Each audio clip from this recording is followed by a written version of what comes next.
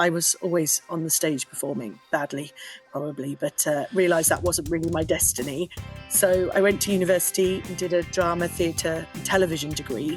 And at that point, although I'd only ever done theatre, I kind of had this desire to work in live television.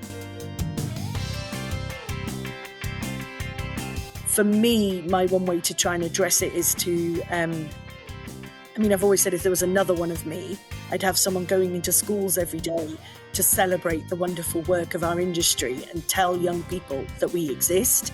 Unfortunately, I don't have enough time and I haven't made a clone of myself to do that yet, but that would be my ambition.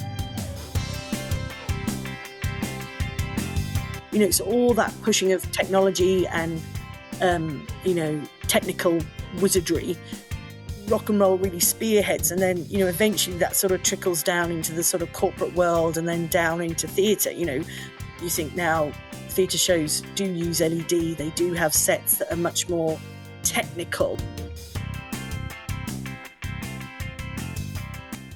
Welcome to the Theatre at Life podcast. Today we're talking with Sarah Hemsley-Cole.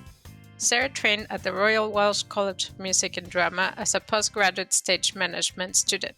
Throughout her career, she has remained true to her love of theatre and event production work, which has given the company its solid and varied skill set. Over the last few years, Sarah has produced a number of significant large-scale cultural events both in the UK and Europe. Sarah is a sought-after theatre production manager, most recently working with Cbeebies on their annual panto. Through a number of significant cultural events, Sarah has developed an understanding of the world of television and televised live events. Hello, Sarah. Welcome to the show. Hi, thank you. We're happy to have you here with us. So excited to talk to you. So, could you tell us a little bit of how did you start in the industry and what made you become an entertainment professional? My goodness, that's a long time ago now. So I'd always, from a young age, done drama, been to clubs and spent my teenage years hanging out at my local theatre, which always in those type of clubs is always about being on the stage. We still, I don't think, have that great support network for young people to understand really what the backstage opportunities are. But anyway, I was always on the stage performing, badly probably, but realised that wasn't really my destiny. So I went to university and did a drama, theatre and television degree. And at that point, although I'd only ever done theatre, I kind of had this desire to work in live television. I don't know why, I just thought it might be something really exciting. Anyway, so I did my degree. I found that really interesting, but I still at the end of it was like, how am I going to actually enter this profession? So it was recommended to me to go to a drama school perhaps and do stage management training just to have that sort of fundamental basics. And really that, for me, that's where it all started. I went to the Welsh College, set off to the big city lights of Cardiff in the UK, went to the college, got a great grounding in stage management and technical theatre. I'd always been an organiser. I'd been through what we have in the UK, the guiding system, brownies, guides, rangers. I'd always been the chair of the ranger group. I'd always organised the social events. So I have a natural instinct to kind of organise things.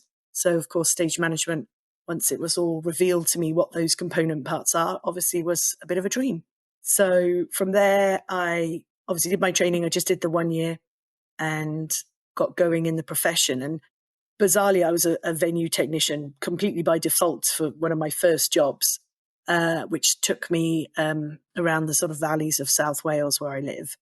And then whilst I was working there at the venue that we were based out of, an opportunity came up to do an outdoor celebration. They wanted to stage an outdoor concert. This is way back in 1995. And they were looking for volunteers within the staffing team to work on this event. Of course, as a naive 23-year-old, I put my hand up and was like, yes, I will do that. That will be great. And worked so hard on something I had no idea what I was doing at all. I kind of commandeered a friend who'd done some events to kind of give me a few pointers. I'm still really proud that we did that event for £32,000, which was quite a lot of money in those days, but obviously a dim and distant memory in terms of what we spend on outdoor events these days. So that was my first foray into outdoor events. And then time carried on. And the guy who'd helped me out with that particular show wanted to leave a job he was doing, which was actually producing events for the council here in Cardiff. And he said, Sarah, I need to get out. We're coming into the season and I've left them a bit stranded now because I'm going to leave. So could I put your name forward as someone who organises events? And I was a little bit taken aback because I was a bit like, I've only ever actually organised one outdoor event and you helped me. He was like, it's fine. They don't need to know that. It'll be fine. So I was like, okay. So with that, went to meet this man who became my boss. He took me on and I then had 3 years running up to the millennium, actually, running up to that big moment in outdoor events to learn my craft, really. It's, working for an organization, an institution meant there was quite a lot of training available. So I had some really good training opportunities to learn more while I was there. And then once I left that job, I was a little bit naive, maybe. I thought that the world of outdoor events might come crashing down after the millennium. So I thought, right, I'm going to jump ship. And I went to work in the theatre in Cardiff, in the Sherman Theatre, as the production manager. And I had a great time there. I did 3 years there.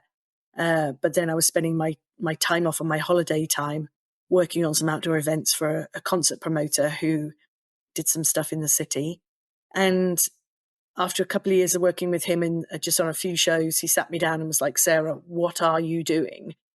And at that point, I was earning more working for him on 2 outdoor shows than I was all year working at the theatre, which is probably a huge statement about how poorly we're paid in the theatre in this country. But anyway, I was like, yeah. And he said, look, come on, I'll make it worth your while to jump ship. And I was like, okay. So with that, I entered the world of events full time as a sole trader. And then in 2006, I set up SC Productions just because we were becoming much busier. I needed to take on more staff. The financial thresholds made it more attractive to run a company. And I've not really looked back. And now I have a really privileged position where I've combined my event work with some major site-specific outdoor work, with still going to my love of theatre. I get to work on some amazing international music events. We do everything in terms of events. We prioritise really working in the summer. So we do everything from sort of open field, a greenfield site, to maybe working in a castle, to working in stadium shows. We've worked with Ed Sheeran, the Stereophonics, and this year we're delivering some of the Taylor Swift shows that are coming into the UK. We're looking after Cardiff Stadium and the 2 slots at Wembley Stadium. So, we're very lucky that we've managed to navigate through the different channels and different, promoters and have landed with some great contracts, from our clients to deliver. That sounds like a very fascinating story, paired with, I guess, a sparkle of luck throughout and a lot of hard work. Yeah, absolutely. I mean, well, funny enough, my wife still nags me now, but I mean, I didn't have a relationship really until I was 40. I was one of those people that was absolutely every hour of every day was working or supporting. In my younger years, for about 6 or 7 years, I worked as a volunteer on the Mardi Gras in Cardiff, which was the lesbian and gay Mardi Gras, which I joined the team in 2000 when I was at the council. A few people had come to the council to ask if they could support the Mardi Gras, which was a fledgling kind of event at that point. And my name got put forward as both a lesbian and someone who worked in events. So I got connected with that team, and for 6 years, helped them run that event. We raised all the money to do it. So as well as working full time on theatre and events, I was then actually volunteering on for an organisation as well, delivering an event. So I'm a bit of a workaholic, I'm afraid, but hard work pays off. And I think all my friends' network. My whole world is centered around, my work, the industry I'm part of. When we had COVID a few years ago, extremely challenging times. And I got put forward to be the representative for Wales as our sort of representing Wales on the sort of more national bodies. In the UK, although we're seen as one country, we're sort of 4 countries put together. So we came together as a sort of national team in Wales and then a national team in terms of the UK. And I led a lot of that, fronting up a lot of that campaign.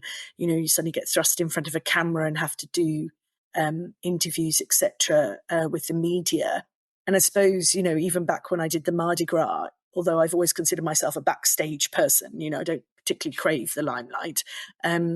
Someone's got to stand in front of that camera and talk to the media and put your cause forward. And I guess I've always had a kind of passion for what I believe is right, and also supporting our industry. And, coming out of COVID, I think in Wales, we were really united.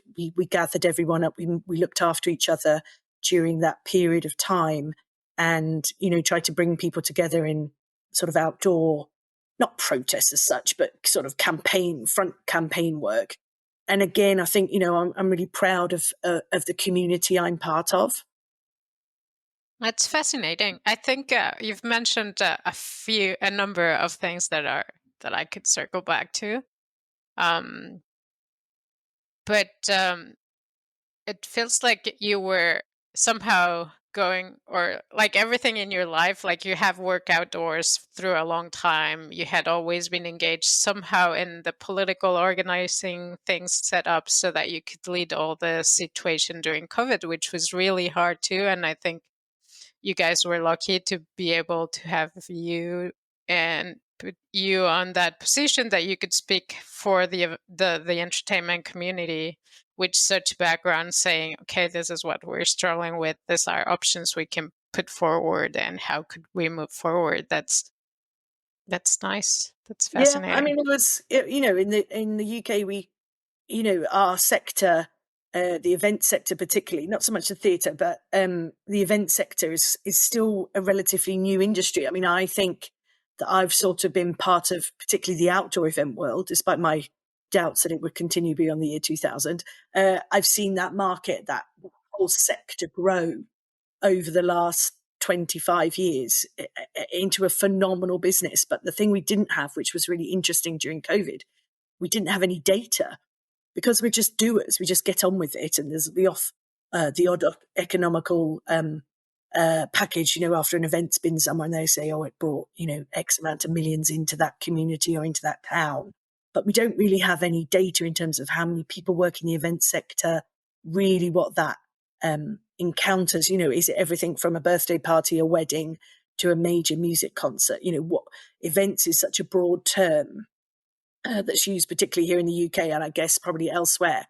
But, we just didn't have enough data. So actually, as an industry, we were really on the back foot. Manufacturing could say, oh, well, we're losing X amount of millions. We've sold X amount of less cars than we would normally. Whereas we were a bit like, well, we're not quite sure, really. So it was a really interesting time, and actually a bit of a wake-up call, I think, in terms of what we needed. In Wales, we are much closer to our government administration, just because there's less bureaucracy, I suppose, to get towards those people. You can see them walking down the street, So in some ways in Wales, we had a slightly better kind of connection to our government, but our government was also very particular about, keeping everyone apart and not resetting anything that would speed up the virus being passed on. So it was challenging, because although we wanted just to say we want to get back to work, obviously that was the one thing they weren't going to let us do. And we didn't really have enough data in terms of how many of us existed. But we worked with the Welsh government. We tried to support their initiatives. They did have some funding come available to individuals and businesses in that period. So, but I think if you don't fight for what you believe in, then someone's going to take it away from you. We live in a pretty dog-eat-dog world. And I think COVID was a bit of a reality check in terms of how expendable some things are, how fragile some infrastructure is. Do you know what I mean? I think we learned an awful lot from that experience, hideous and horrible as it was. I think it was a bit of a wake-up call as well. And now a note from our sponsor. The Theatre Out Live podcast is proud to be sponsored by ClearCom. ClearCom is the leader in voice communications for theatre and the performing arts. Call your cues with the simplicity and elegance of ClearCom Intercom solutions. You can find them at clearcom.com. Go check them out. For sure. And you were mentioning something that very important. I feel that the fact that we don't really collect any data, or we don't have a lot, I think that's an industry-wide. We lack a lot of, I don't know, archiving information, Mm. processing all the information, and maybe having a place where we collect information, whether it's citywide, nationwide, worldwide. There's a lot that's done and then forgotten, Hmm. or not kept on some sort of, to, well, have a friend that makes fun of me because he says that I'm analytical. But where can we do an analysis or learn from if we are not going back into what we've done good, badly, poorly, learned? And it ties to something you said at the very, very beginning, that you didn't know, like, you mostly started on stage and you didn't know all the possibilities that were backstage. And I think I know it's true for Anaerobe. I know it's somewhat true for myself. Didn't really like to be on stage, but like, I didn't know what I could do Mm. backstage. I didn't know what the possibilities are. And if I take the three of us as example, I can tell you that I'm in the Americas, you're in Europe, she's in Australia. So it seems to be like a common trend. So I wonder if those two are tied somehow. That I don't know if it's because we wanted as industry to preserve the magic of theater, or the wow factor, and that made it so that nobody knows who we are, what we do, and it has all these repercussions. It's harder to train people, it's harder to get government funding, it's harder to keep a record and a track of what's been done, learn from our own mistakes. I mean, I think in terms of, those younger kind of drama clubs and youth groups, I think it's much more attractive and much more of a sell, to put a child on the stage than to say, "Oh, would you like to come and call the script or work on the lighting?" Do you know what I mean? I think, because the people running those classes tend to be sort of performers, etc. themselves, that set those classes up. So I think there's a problem there. I think for me, my one way to try and address it is to, I mean, I've always said if there was another one of me, I'd have someone going into schools every day to celebrate the wonderful work of our industry and tell young people that we exist. Unfortunately, I don't have enough time and I haven't made a clone of myself to do that yet, but that would be my ambition, because I also think, and it's probably true of educational systems around the world, but particularly in secondary schools in this country, they're now so focused on exam results and university placements that there's a whole tranche of young people that are being disregarded, really, because the academia is not their preference, but they're not really offered an alternative. And also, with due respect to most teachers, they probably don't know anything about our world either. Why would they? They've probably maybe been to the theatre, but they only see the thing at the front. They don't see what's behind. So I think there's just a lack of knowledge from the people who are sort of these careers focused people telling people. I think a lot of people in our industry are super busy, so they don't really have time to give back or go to trade stands. And still as an industry, like I say, we're a young industry and we don't have these big overarching unions or organizations like the business community have the various business organizations that basically are employed to collect that data.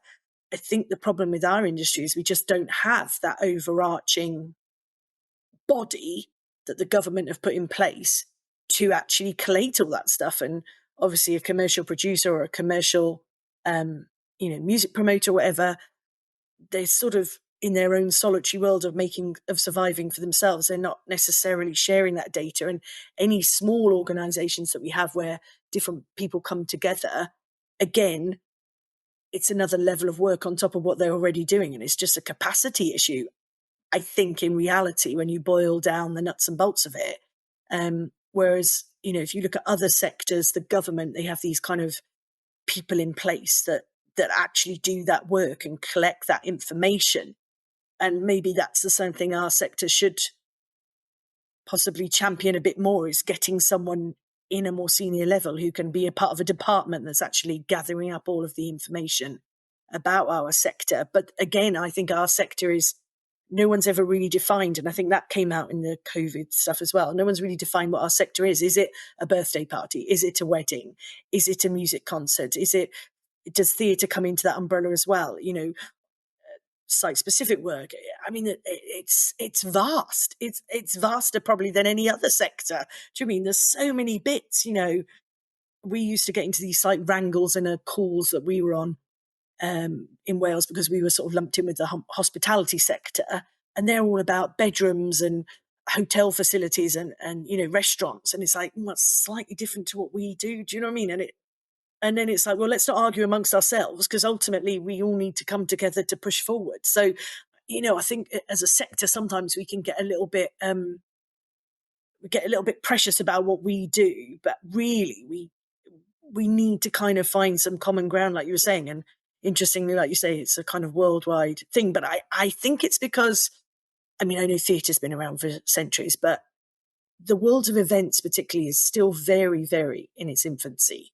It's 20, 30 years old. I mean, when were the first rock and roll concerts really of note? In the 70s, and there was a handful of them. Do you know what I mean? And then it became a bit more venue-based in the 80s, and then sort of that mid-90s, there was a bit more of an explosion of doing concerts, up until, I don't know, probably the mid-90s, Queen doing a big show at Wembley, or, I don't know, Bruce Springsteen doing a big, they were really one-offs. Whereas, next summer in Cardiff, we've got Bruce Springsteen playing, we've got Pink playing, we've got Taylor Swift playing, we've got the Foo Fighters playing. There's like 5 or 6 concerts, of multiple dates happening in one city in 1 month, a couple of months. The whole industry has just changed and gone into a different stratosphere, really.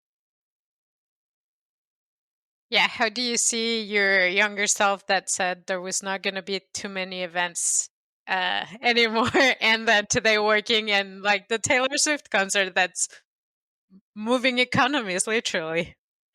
Yeah, I think like I said, I was a little naive there at the turn of the millennium, but we kept being told the world was going to end. So like, I was just like, oh, I'm blow itself out a bit, but oh my God, what an idiot. But anyway, I loved my time at the Sherman. I loved my time um, going back into the theatre, and that set me on a good stead. And like I say, I'm really lucky now that I get to do both theatre. I always say that I love the excess of rock and roll and the detail of theatre, because you can work on a theatre show and every penny counts, and you're buying something that you're going to then create it into something else, and it's all very magical, and like you say, you've got that illusion stuff. And then rock and roll is just like, well, particularly when you're working with those higher end artists, which are world players, money has a very different meaning in that scale of work,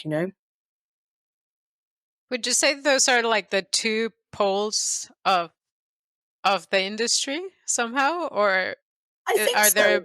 I think so.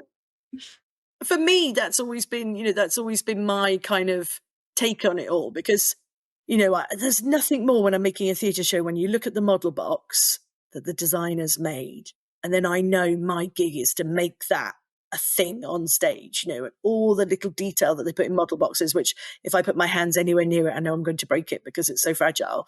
And then when you're just like, oh, don't touch it.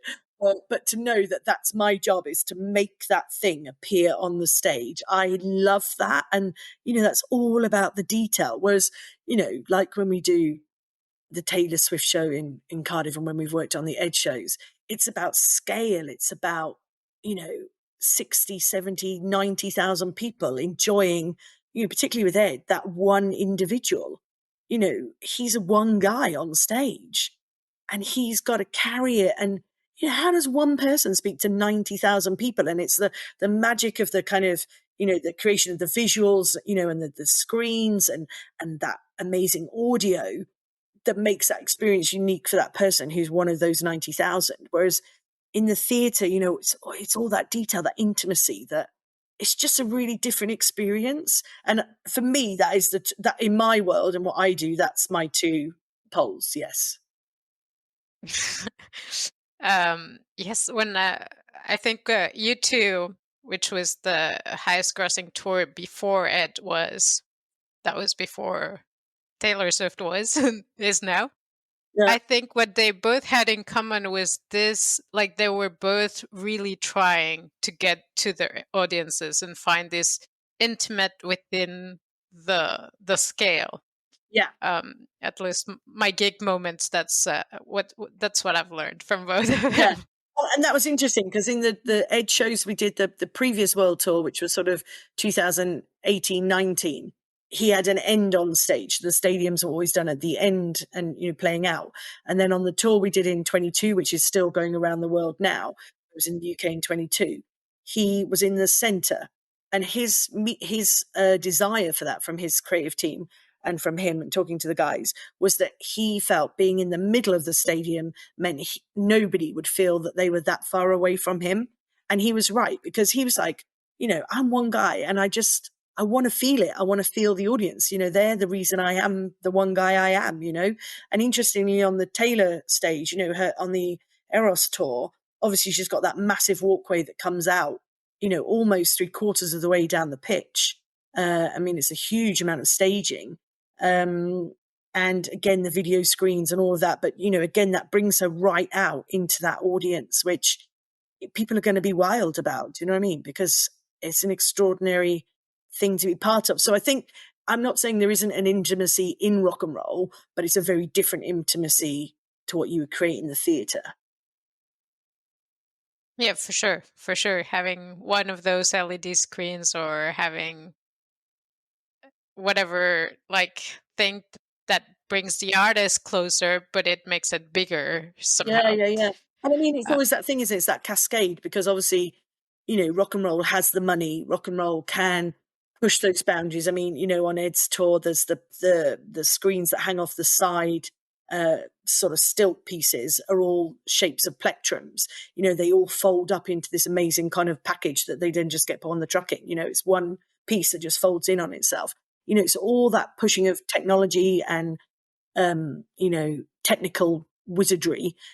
Rock and roll really spearheads, and then, you know, eventually that sort of trickles down into the sort of corporate world and then down into theatre. You know, you think now theatre shows do use LED, they do have sets that are much more technical in lots of ways. Do you know what I mean? And it all filters down from, you know, the big guy spending the money on developing it all, and then it's sort of trickling down through the systems till it's commercially viable for us to use in a theatre. Do you know what I mean? But like you say, there's still a fair bit in theatre that's sticky paste and magic, you know? Yeah. Rock and roll is still magic, like, but okay. Theater at Life is a global media site for entertainment. Memberships start at only $38 per year. You can have unlimited access to our daily published articles, including entertainment news and the writings of active industry professionals, ensuring that you are always up to date on the global happenings in the world of entertainment. Become a part of the international entertainment community and join us now at www.theaterartlife.com.